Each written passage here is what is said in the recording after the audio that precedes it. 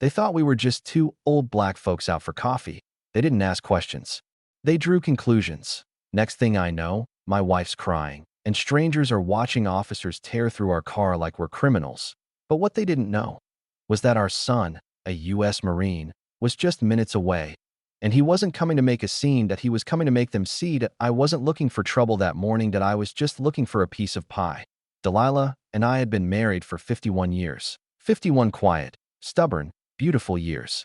We had raised 3 kids, buried 2 siblings, survived a house fire and 2 hurricanes, and still managed to keep holding hands in the grocery store. That morning, all I wanted was to surprise her. We weren't fancy folks. Never had been. But every now and then, I liked to pull out the old Mercury, white paint faded, radio barely working, and take her somewhere that reminded us of the early days. Before the children, before the pills and doctor appointments, before everything got so heavy. There's a little place just off Highway 48, past the pecan orchard, where the road curves like a lazy snake. AL's Diner. Not much to look at. Peeling paint, crooked windows. But their apple pie tastes like it was baked in heaven and left to cool on a windowsill in Mississippi. That Sunday morning, I put on my pressed tan slacks, my brown fedora with the dented crown, and I helped Delilah into her blue Sunday dress with the flowers on the hem. "You trying to court me again?" she smiled, swatting my hand away from her hip. "Always." I said that we didn't tell the kids. We didn't need company. We needed silence, shared glances, and maybe 2 slices of pie and some bitter black coffee. It was a sunny day, one of those southern spring mornings that make you forget you ever had a worry. The car purred gently, like it still remembered the first time I drove it off the lot. Delilah sang quietly as we rolled through the back roads. A hymn from her childhood, barely audible. I didn't say much. I just watched the way her fingers danced on her lap, the sunlight catching the silver in her curls. That I parked the Mercury beneath a big old elm that had probably seen as many seasons as I had. The gravel crackled under the tires. The air smelled of bacon grease and cinnamon. We smiled at each other. Just a smile. And then everything changed. The sound of tires spinning too fast on gravel. A car door slamming hard. Heavy boots. Fast footsteps. At first, I thought it was just another customer in a hurry for breakfast. But then I saw the flash of red and blue in the corner of my eye. 2 police officers. Both white. Both serious. One was built like a linebacker, tall and square-jawed, with sunglasses he never took off.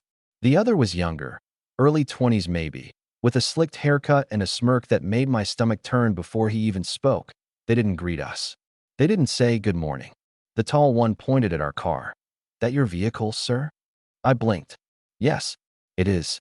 "Can you prove that?" Delilah stiffened beside me. I could feel her hand slide quietly into mine. "We've had that Mercury since our youngest graduated high school," she said softly.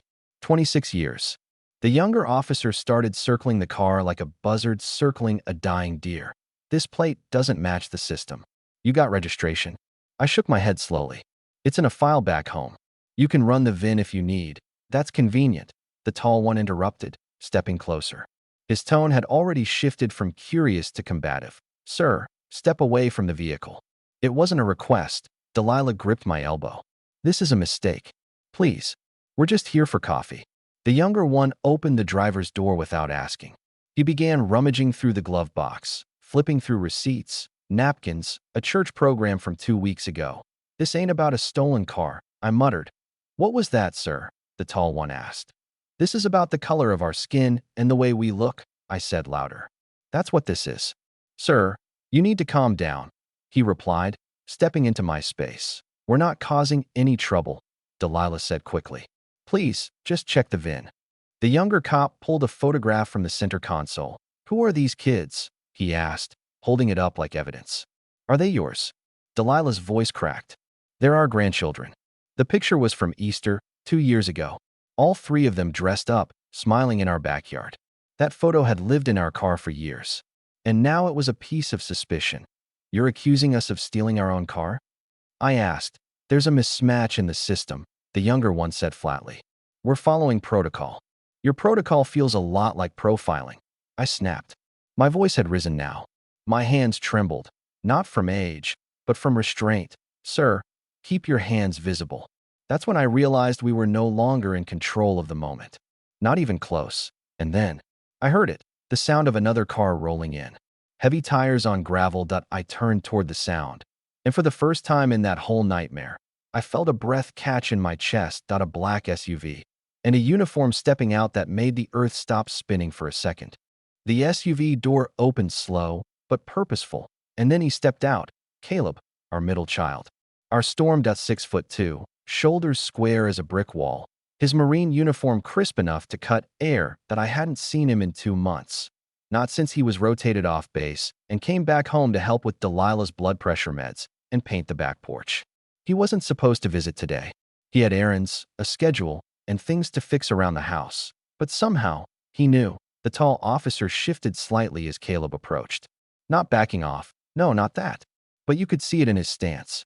A flicker, like he suddenly realized he was part of something bigger than a traffic stop. "Officers," Caleb said calmly. "Can you tell me why you're interrogating my parents?" The taller one turned, adjusting his sunglasses. "Sir, we're conducting a routine check. License plate discrepancy." Caleb's eyes narrowed slightly. His tone remained measured. "This Mercury belongs to Bernard and Delilah Thompson. They've owned it longer than I've worn this uniform. And I've worn this uniform for 14 years. The younger cop opened his mouth, but then closed it. Maybe he sensed it too, that whatever power they thought they had was cracking like old glass. "You searched their car without consent." Caleb continued. "You questioned them without probable cause. You treated them like criminals here, in broad daylight, over a mismatch in a database. Sir, if you could please calm down." "No." That one word silenced everything. That Caleb's voice wasn't raised. "It didn't need to be. I will not calm down. Not while my parents stand in the sun like suspects, while you pull their lives apart piece by piece. You didn't ask. You assumed. And that assumption says more about your training, or lack thereof, than it does about them." I watched him then, standing between the car and the officers. My son.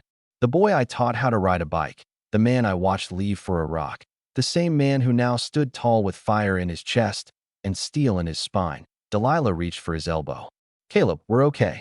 "No, Mama," he said, not taking his eyes off the officers. "You're not. And you don't have to pretend to be." By then, people had started to gather. A waitress from the diner had stepped onto the porch, her apron still dusted with flour. A man with a delivery bag stood off to the side, phone raised. A woman in a postal uniform emerged from across the street, watching quietly. "What's going on?" someone whispered. "Cops stopped that couple, been tearing through their car." "For what?" "Don't know. Doesn't look like much of a reason." Delilah leaned into me, and I could feel the tension in her muscles. She wasn't scared of the officers. She was afraid of what this moment might do to Caleb. What it might make him become. He took a step closer to the taller cop. "You owe them an apology." "Sir, we—" "Not to me," he interrupted. "To them." Silence. "You humiliated them," Caleb said, his voice slower now, each word a hammer. "You didn't ask. You didn't verify. You assumed 2 elderly black folks in an old car must be lying or stealing or worse." The postal worker stepped forward. "I've delivered mail to the Thompsons for 11 years, she said. "They're good people. Every Sunday they come here. Always together. Always polite." A young woman added, "They gave me pie when I lost my job, knocked on my door, and left it with a note." And then, one by one, the voices grew. "They brought casseroles when my sister had surgery. Mr. Thompson helped fix my gate last spring. Miss Delilah teaches Sunday school at Grace Baptist. My daughter loves her." The officers didn't speak, because what could they say? They weren't just facing a Marine anymore. They were facing a neighborhood. The taller officer looked to his partner, then back to Caleb. We didn't intend." "Stop," Caleb said, firm but low. "Don't lie to save face." His voice wasn't angry. It was tired. The kind of tired that sits behind the eyes of every black man who's had to explain to his child why they got followed in a store, why they have to keep both hands visible, why they can't afford to get emotional, even when they're right. "You had a choice," he said, "to approach with respect, to investigate properly. But instead, you escalated. You didn't see an elderly couple. You saw color and made a decision." The younger cop shifted his weight. His eyes darted toward the crowd. For the first time, he seemed to realize he was being filmed. The weight of dozens of phones pointed at him. At them. Caleb stepped aside and looked at us, his parents. His mother, trembling in her seat. Me, trying to stand without my cane.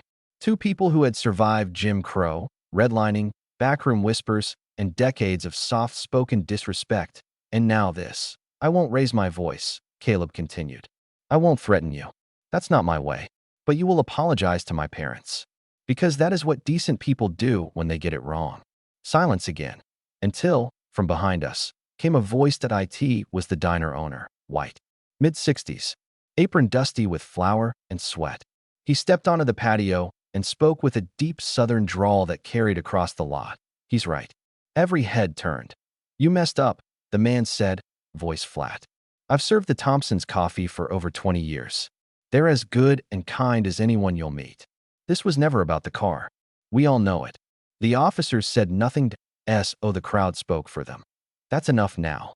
Say something. Don't hide behind silence. Finally, the tall cop cleared his throat. He looked at Delilah, then at me. We apologize, ma'am. Sir. It was stiff. Hollow. But it came. Delilah didn't nod. Didn't smile. She just blinked slowly and turned her head away. It wasn't real. Not yet. The officers left 5 minutes later, more words. Just quiet retreat. But the damage, it stayed. I tried to sit down slowly, legs stiff, breath shaky. Delilah was already seated, hands folded in her lap. Fingers curled so tight they were white at the knuckles. The crowd lingered. No one wanted to leave. Not because they wanted more drama, no, but because they knew they'd seen something important. Something familiar. Something wrong. Then came the small acts that a young woman placed a bouquet of wildflowers on our table. I'm so sorry, she said. You didn't deserve that. The waitress brought 2 slices of fresh pie and a full pot of coffee. On the house, she whispered, eyes rimmed red. You've been through enough. A teenage boy, maybe 17, came up nervously. I filmed everything, he said. My mom says I can post it, but only if you're okay with it. If not, I'll delete it. I looked at Delilah. She looked at Caleb. And then, slowly, she nodded. Let the world see, she said. We're not ashamed. And with that, the moment began to heal. Not disappear, no. But change. The pie was warm. The coffee was hot. But it wasn't the food that filled us. It was the feeling of being seen. Really seen. Across the table, Caleb still hadn't touched his plate. He just watched us. Watched his mother breathe again. Watched me relax into the booth. You made them see us, son, I said. No, sir, he replied. You've always been visible. I just made sure they couldn't look away this time. The parking lot slowly emptied. But something lingered in the air, something better than feared. It was truth, and maybe even change.